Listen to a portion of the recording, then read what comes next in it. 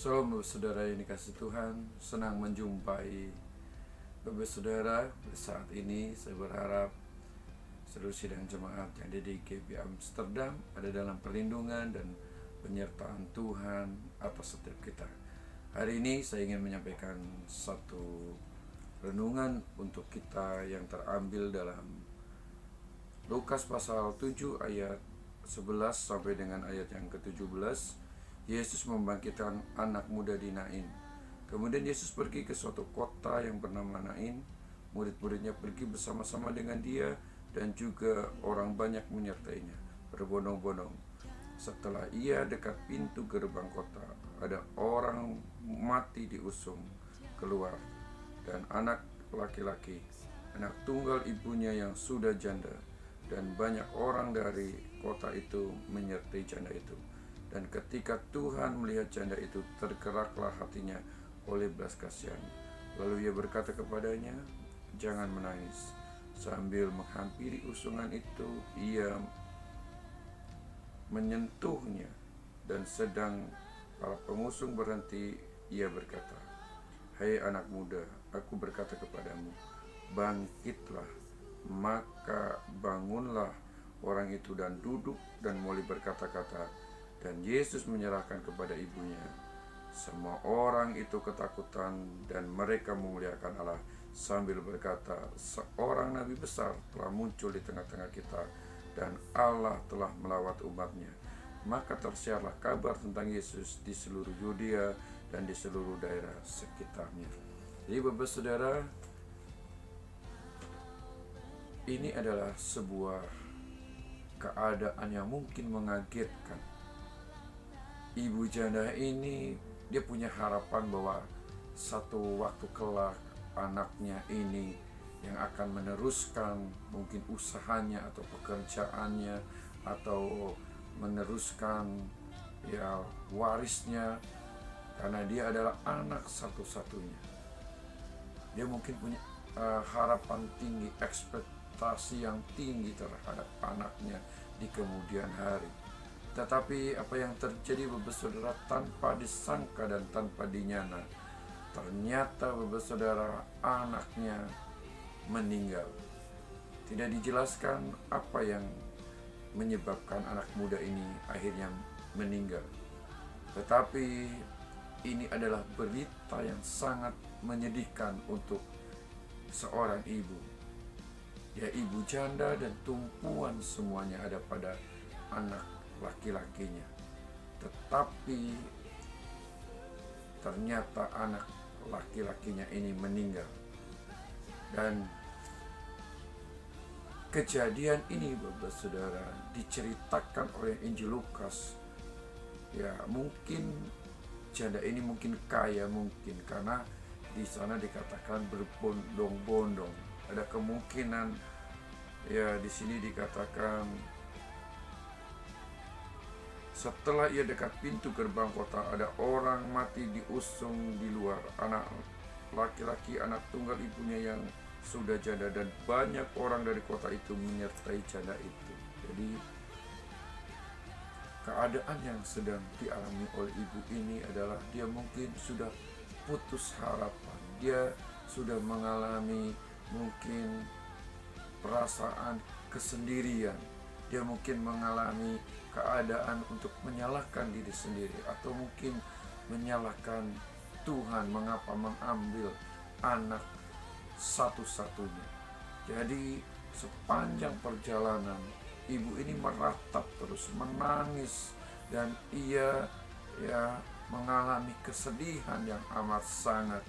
Tapi kemudian ketika di pintu gerbang terjadilah perjumpaan. Jadi ketika rombongan ini akan membawa makam, rombongan yang akan memakamkan ini berjumpa dengan Yesus, dan sini dikatakan, dan ketika Tuhan melihat janda itu, tergeraklah hatinya oleh belas kasihan, lalu ia berkata kepadanya, "Jangan menangis." Jadi ketika ibu ini dalam keadaan yang susah, dalam keadaan yang sedih, Yesus tergerak hatinya oleh belas kasihan, sehingga dia berkata, "Jangan menangis." Bapak saudara, dari selanjutnya akhirnya Yesus berkata kepada anak muda ini. Di sini dikatakan, "Hai anak muda, aku berkata kepadamu, bangkitlah." Maka bangunlah orang itu dan mulai berkata-kata, dan Yesus menyerahkan kepada ibunya. Jadi Bapak saudara, perjumpaan dengan Yesus membangkitkan asa, membangkitkan harapan. Jadi ibu ini yang awalnya tidak ada pengharapan, tetapi ketika Yesus menaruh belas kasihan, lalu ia menyatakan sebuah tindakan inisiatif. Lalu Yesus menghampiri mayat atau jenazah orang muda ini, dan ia berkata kepada orang muda ini, "Hai anak muda, aku berkata kepadamu, bangkitlah." Dari bagian ini saya ingin menyampaikan satu pesan kepada kita semuanya, bahwa perjumpaan dengan Yesus akan memberikan asa kepada kita. Perjumpaan dengan Yesus memberikan pengharapan. Perjumpaan dengan Yesus memberikan kepastian.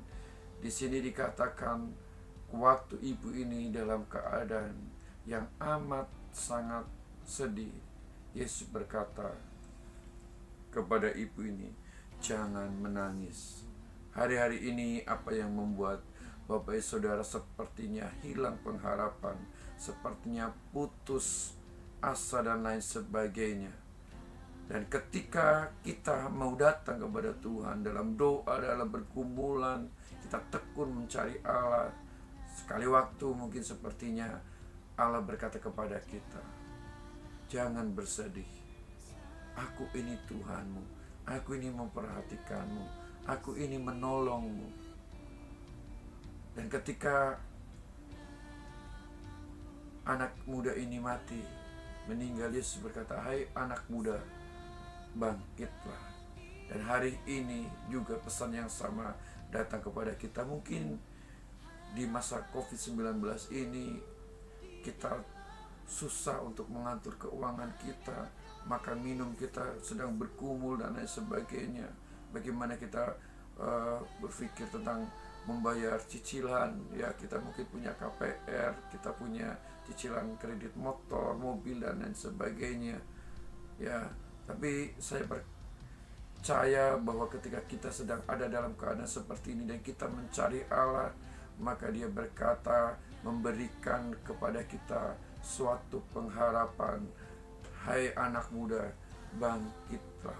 Hai anak-anakku," Yesus berkata kepada kita, "Hai anak-anakku, ayo, jangan engkau kemudian terus ada dalam kegalauan, engkau ada dalam kekhawatiran, engkau ada dalam kecemasan.